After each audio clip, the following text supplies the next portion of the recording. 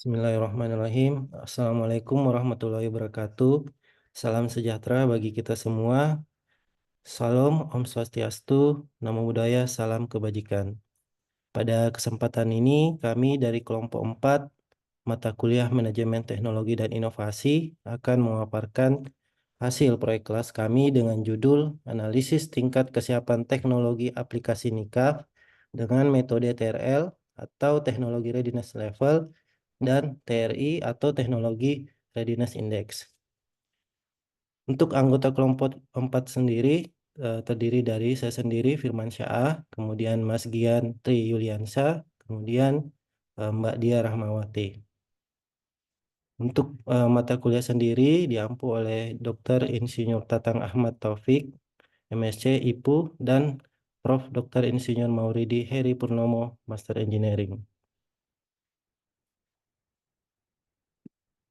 Yang pertama, untuk proyek kelas kami akan membahas bab 1 pendahuluan, di mana di pendahuluan ini berisikan latar belakang. Pada suatu pemilihan topik sangat penting, sehingga karya ilmiah yang ditulis itu dapat memberikan kontribusi positif terhadap topik yang dibahas. Dalam proyek kelas ini, kami mengangkat topik permasalahan lingkungan pemanasan global dan teknologi untuk mengatasinya. Untuk memahami latar belakang kami, mengapa mengangkat topik ini, kami mengajak audiens di sini untuk bisa menyaksikan video-video yang sudah kami tampilkan di slide ini. Ada 4 video di sini yang kami tampilkan, bisa diakses melalui YouTube. Nah, pada video yang pertama ini dengan judul Reducing the Carbon Footprint on Building Construction, kita bisa memahami bahwa kegiatan konstruksi merupakan salah satu penyumbang jejak karbon terbesar, serta beberapa langkah konkret yang bisa dilakukan untuk mengurangi jejak karbonnya. Kemudian ada video yang kedua dan ketiga dengan judul Proyek IKN terkini, dukung nol emisi karbon, material ramah lingkungan jadi prioritas. Kemudian video pembangunan rendah karbon Indonesia.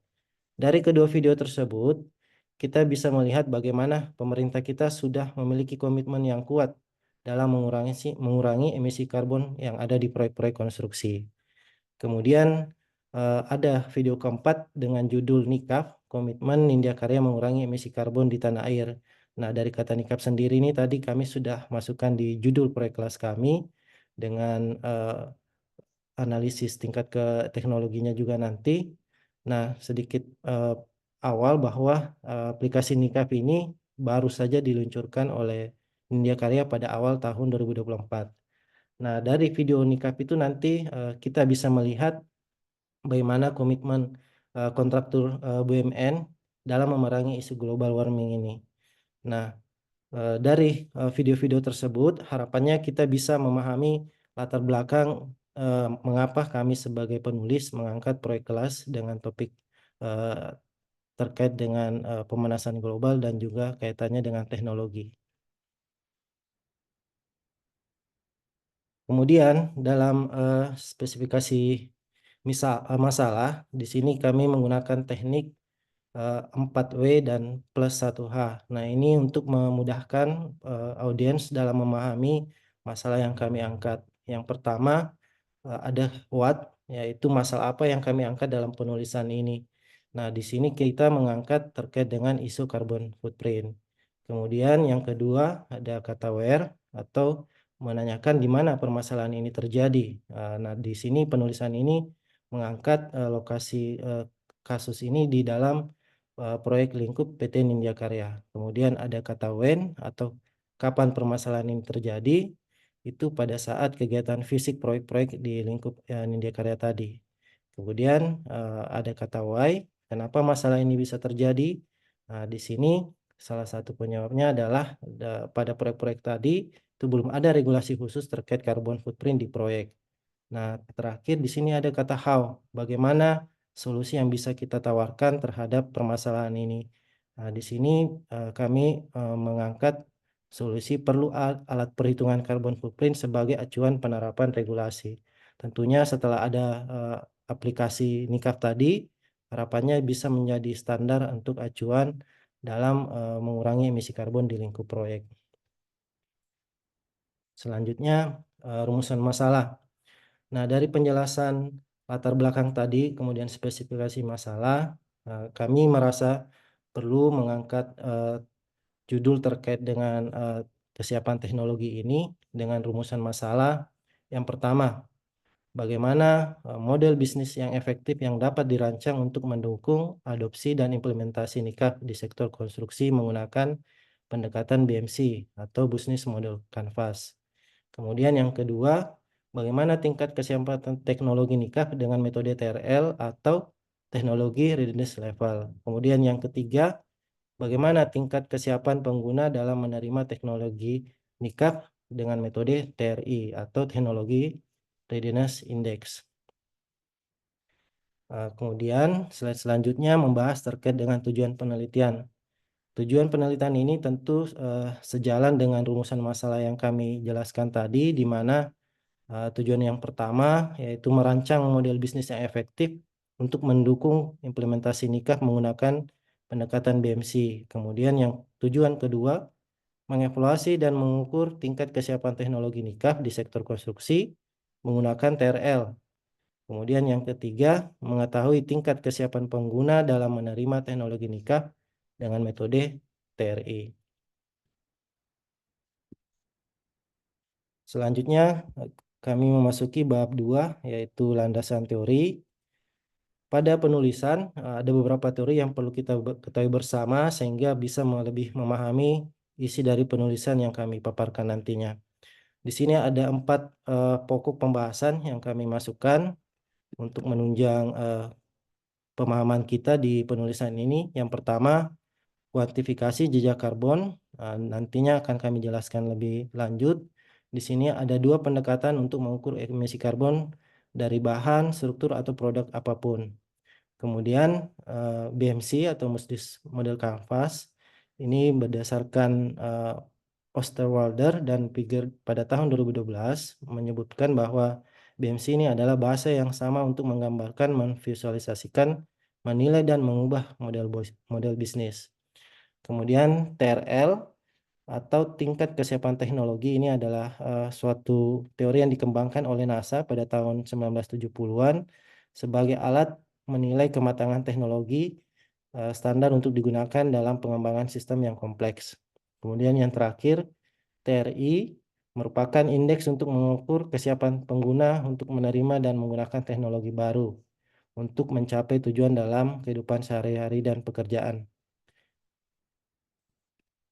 Kemudian kami jelaskan terkait teori yang pertama tadi, kuantifikasi jejak karbon, di mana ada 2 metode tadi yang disebutkan. Yang pertama yaitu membahas jejak karbon organisasi yang melibatkan emisi karbon produk melalui prosesnya seperti rantai pasokan, produksi, dan lain-lain. Kemudian metode yang kedua melibatkan jejak karbon suatu produk, baik emisi karbon tidak langsung maupun langsung dari berbagai operasi.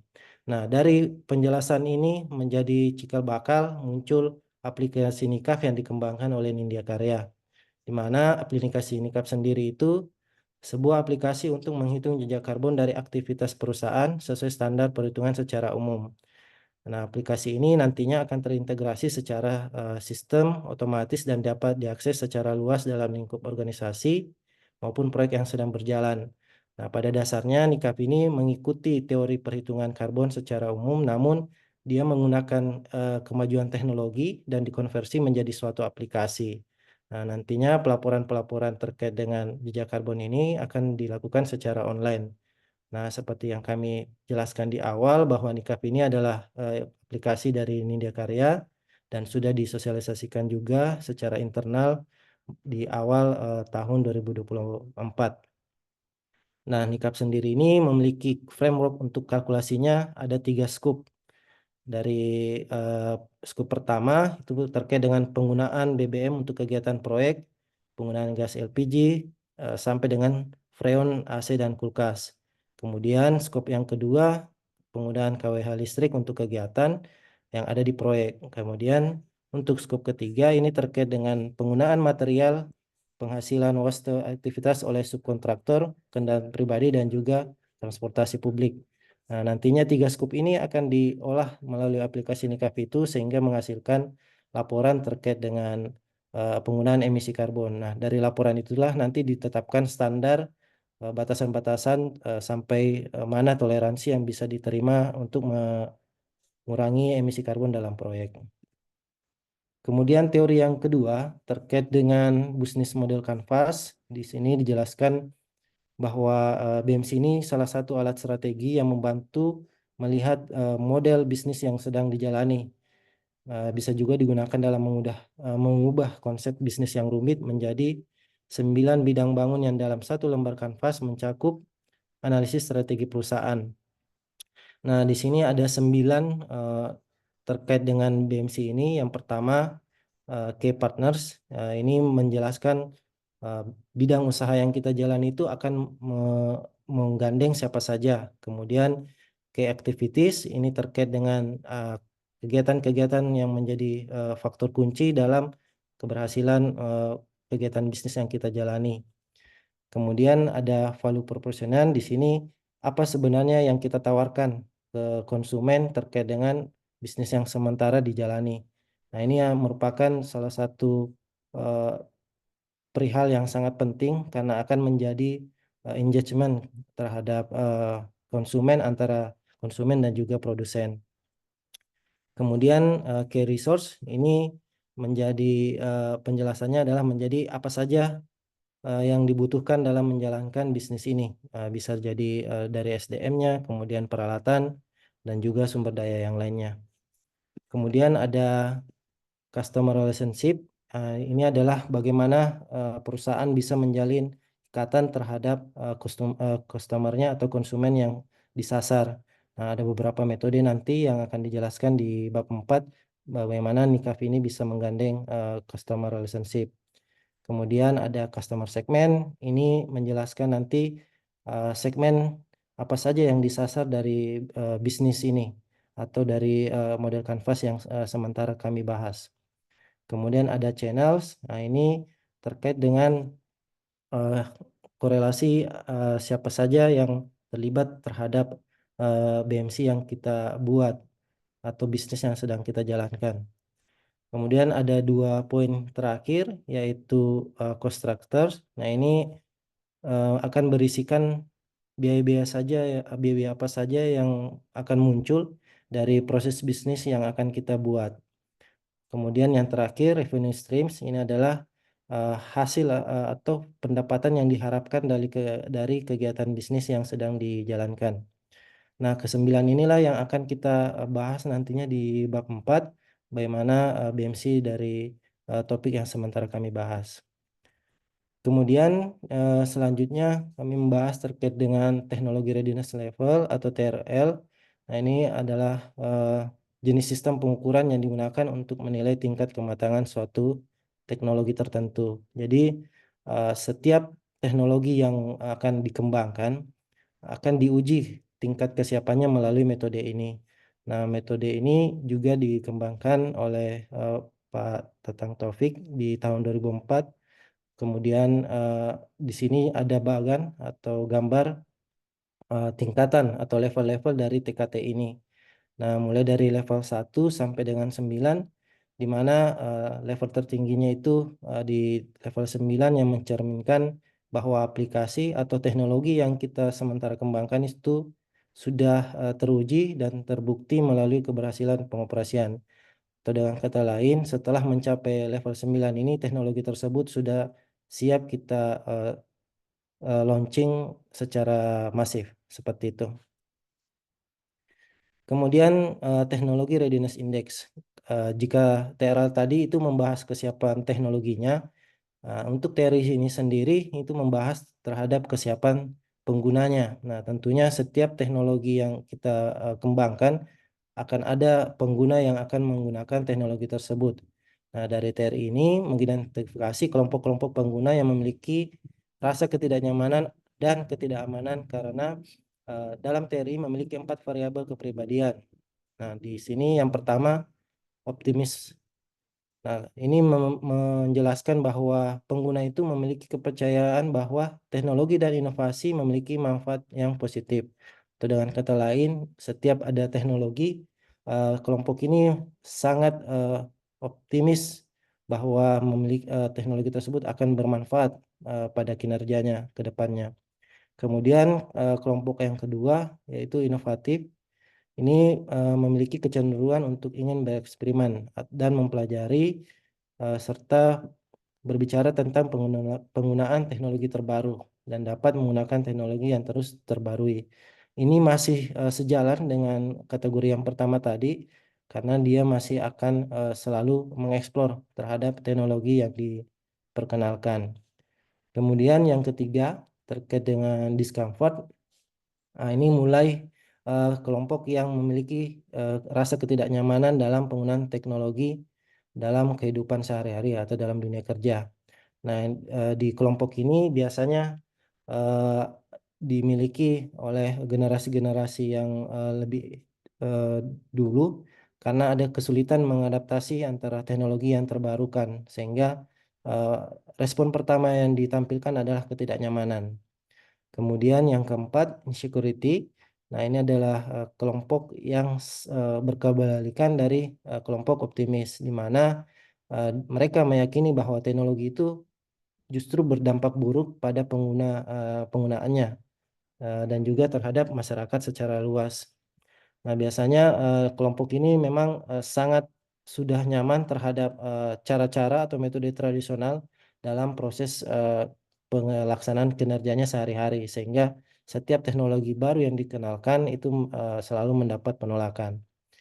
Nah, kemudian dari empat kelompok ini nanti kita akan menganalisa sehingga didapatkanlah hasil nilai TRI-nya. Nah, untuk nilai TRI sendiri itu terbagi atas 3 kategori. Nah, dimulai dari yang pertama, low technology readiness, kemudian yang kedua, medium technology readiness, dan terakhir, high technology readiness. Nah, masing-masing tingkatan ini memiliki arti di mana yang pertama itu akan dianggap rendah jika TRI-nya sama atau kurang dari nilai 2,89. Kemudian yang medium TRI dianggap pada tahap medium jika TRI-nya 2,9 sampai dengan 3,51. Dan terakhir, High Technology Readiness. Nah, pada tahap ini TRI dapat dikatakan tinggi jika hasil TRI-nya di atas 3,51. Kemudian untuk bab 3 akan dijelaskan oleh rekan kami atas nama Mbak Dia. Silakan.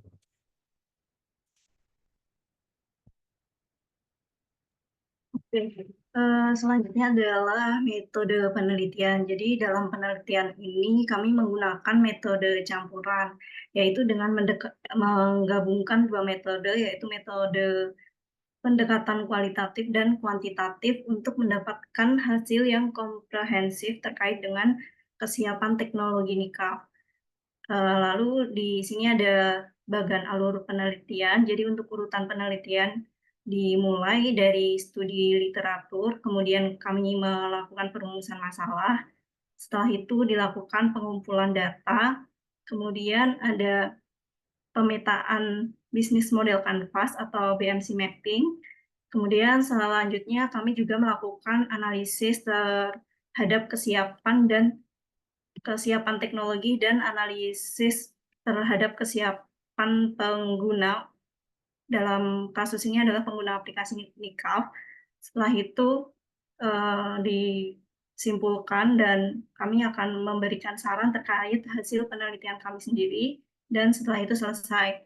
Oke, di sini untuk pengumpulan data, jadi data yang dikumpulkan ini merupakan data primer, yaitu data yang diperoleh oleh peneliti dan diolah langsung oleh peneliti.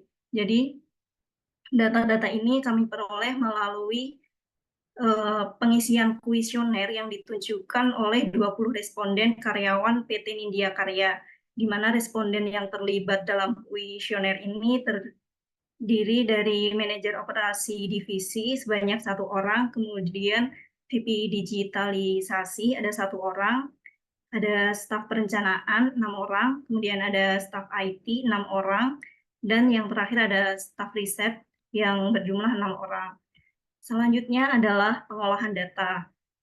Untuk pengolahan data ini kita menggunakan 3 cara. Yang pertama adalah analisis BMC, di mana tadi sudah disampaikan sebelumnya bahwa pada analisis BMC ini kita akan melakukan analisis terhadap 9 elemen kunci yang tujuannya adalah dari analisis ini kita akan mendapatkan inovasi dan strategi terbaik dari PT Nindya Karya dalam menentukan sistem kerja sekaligus memeriksa apakah teknologi inovasi nikah itu dapat berjalan dan dapat menciptakan keuntungan bagi PT Nindya Karya. Kemudian dilakukan juga analisis tingkat kesiapan atau teknologi readiness level. Di sini kita menggunakan alat bantu teknometer. Untuk data-data yang digunakan sudah disampaikan sebelumnya, yaitu menggunakan data-data kuesioner. Dan untuk mendukung hasil TRL ini, kami menggunakan analisis TRI, di mana pada analisis TRI ini adalah Technology Readiness Index untuk mengukur tingkat kesiapan dari para pengguna nikah. Dalam hal ini kami masih menguji masih dalam lingkungan PT Nindya Karya. Kemudian yang ketiga yaitu terkait dengan rencana implikasi manajerial. Jadi di sini kami mengevaluasi proses pengembangan aplikasi nikah. Next. Nah, jadi ada dua tipe kuesioner dan ini adalah salah satu kuesioner yang kami sebarkan untuk diisi oleh responden, di mana untuk kuesioner ini terdapat petunjuk untuk pengisian, kemudian ada identitas untuk beberapa responden, dan untuk poin-poin penting tersebut adalah menyangkut tentang perihal nikah. Oke, dari metode penelitian sekian, kemudian akan dilanjutkan oleh rekan saya.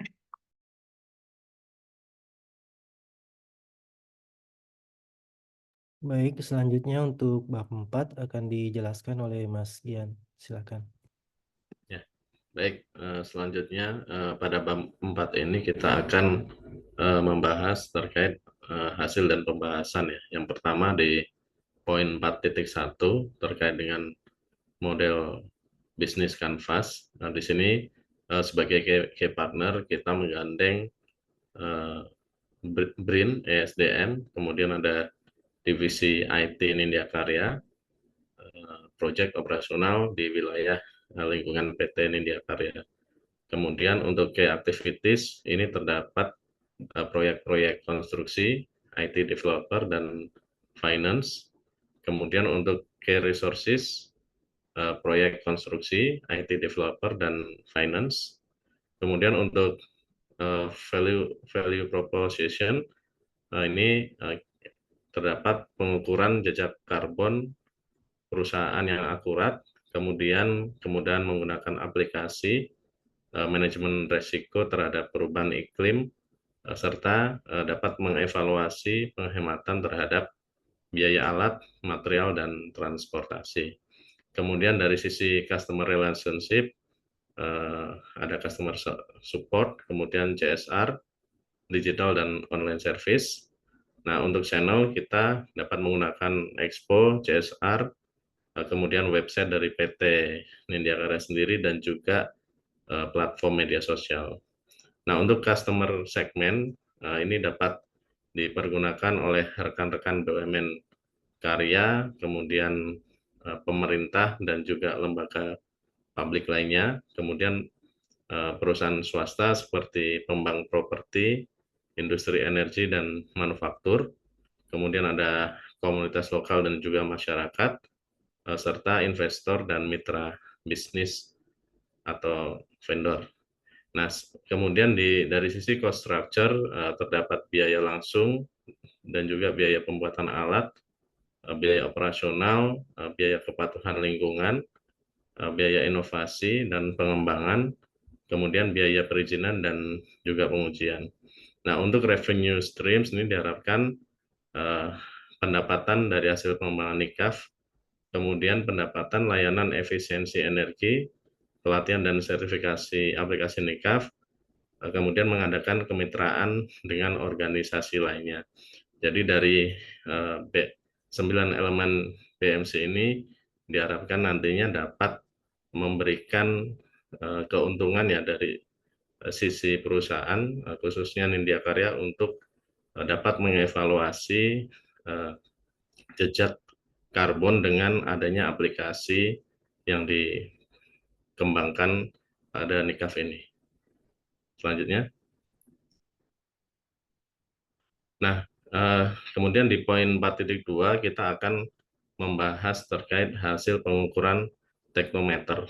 Nah, jadi pengukuran teknometer sendiri ini seperti tadi disampaikan, ini digunakan untuk mengetahui kesiapan aplikasi Nikaf yang akan digunakan oleh PT Nindya Karya. Nah, tahapan awal kita menentukan responden yang akan memberikan tanggapan sebanyak 20 orang yang terdiri dari manajer operasi, 1 responden, kemudian ada VP digitalisasi 1 responden, kemudian ada staf perencanaan 6 responden, kemudian staf IT 6 responden, dan staf riset 6 responden. Nah, dari 20 responden ini didapatkan hasil seperti tertera dalam tabel sebelah kanan ya. Dari responden 1 hingga responden 20 ini didapatkan hasil rata-rata di angka 7,6. Nah, dari hasil tersebut ini mempunyai arti bahwa keberadaan Nikaf ini sudah mendekati atau sejalan dengan rencana sistem operasionalnya. Nah, keadaan ini mencerminkan langkah perkembangan dari TRL6 ya, membutuhkan demonstrasi dari prototipe sistem nyata. Selanjutnya. Kemudian di poin 4.3 akan kami sampaikan hasil pengukuran TRI. Nah, dari TRI ini diperoleh dengan bantuan kuesioner yang telah disebarkan kepada 20 responden. Nah, kemudian dari beberapa variabel yang ada, ya, yang pertama optimis, innovativeness, discomfort, dan juga insecurity, didapatkan bahwa keseluruhan item dari X1 sampai dengan X4.6 ya, sebanyak 24 item ini memiliki validitas yang setelah diuji menggunakan SPSS versi 25, di mana nilai R tabel sebesar 0,423. Nah, apabila nilai R hitung lebih besar dari nilai R tabel, maka pernyataan tersebut dinyatakan valid.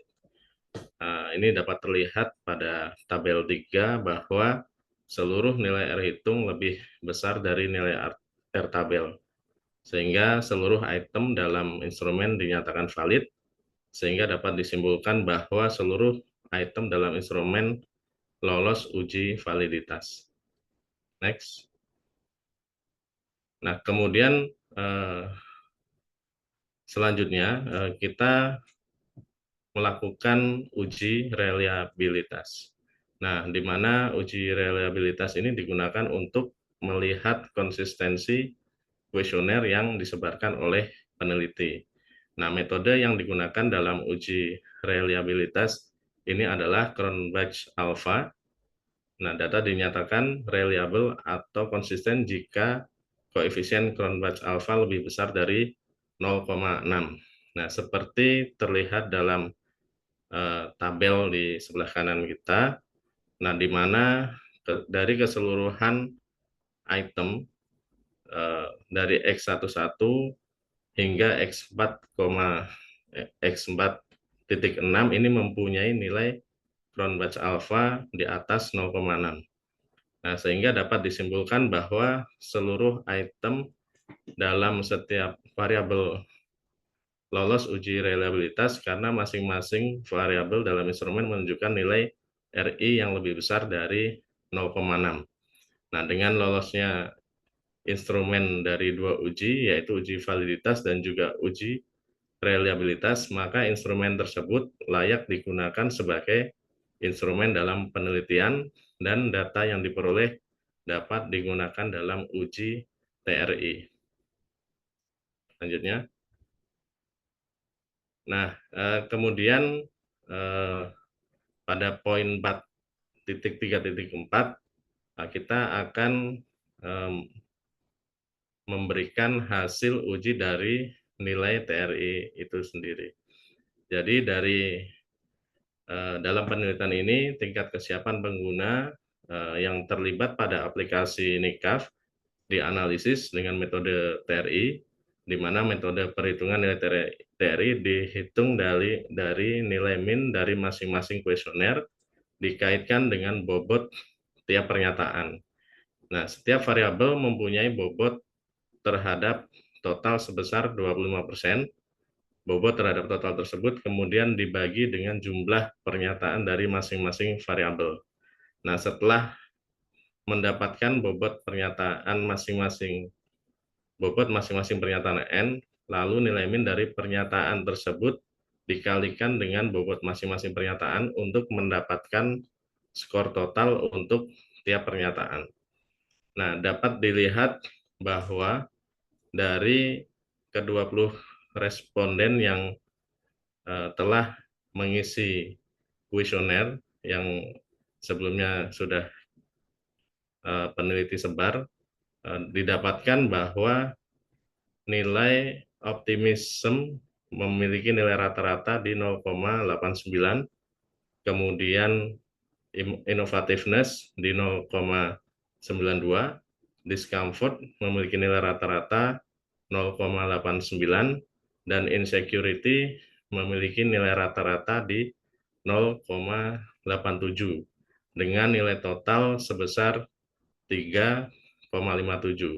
Nah, ini dapat disimpulkan bahwa untuk aplikasi NICAF ini berada pada tingkat kesiapan yang tinggi atau high technology readiness dikarenakan nilai total TRI ini berada di atas 3,51.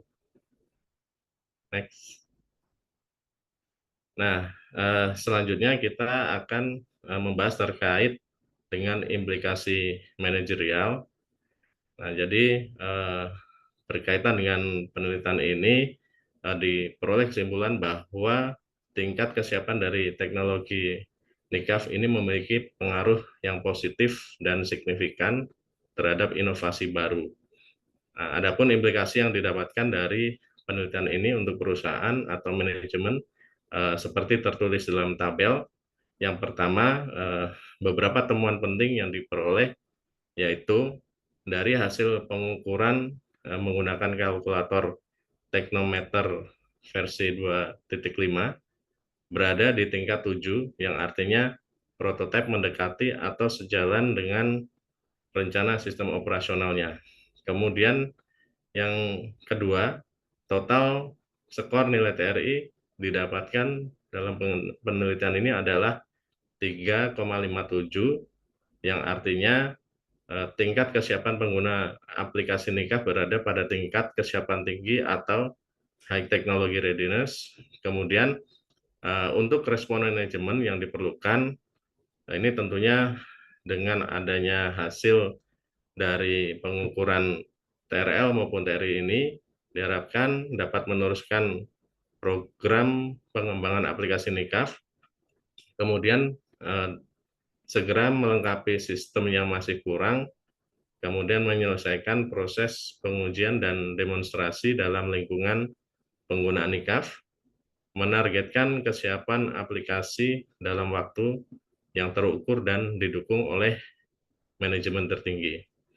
Kemudian yang berikutnya adalah menyiapkan aplikasi NICAF untuk digunakan secara menyeluruh oleh pegawai Nindya Karya dan juga di dalam lingkungan proyek Nindya Karya. Kemudian melanjutkan proses sosialisasi sambil menunggu penyempurnaan aplikasi NICAF.